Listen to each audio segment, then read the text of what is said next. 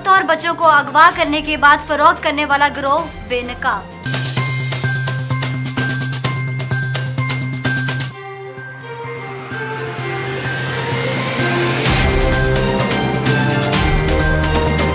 Story देखने से पहले जिन दोस्तों ने हमारा चैनल सब्सक्राइब नहीं किया वो अभी हमारे चैनल को सब्सक्राइब करें, लाइक करें, शेयर करें और प्लीज बेल आइकॉन का बटन जरूर दबाएं। पुलिस ने गिरोह के 2 अरकान गिरफ्तार कर लिए।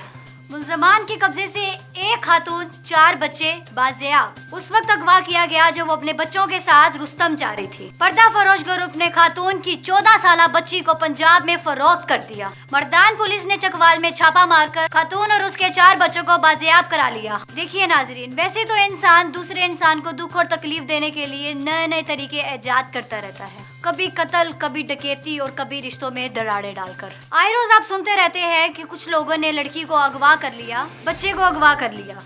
नाजरीन, ये अगवा क्या है?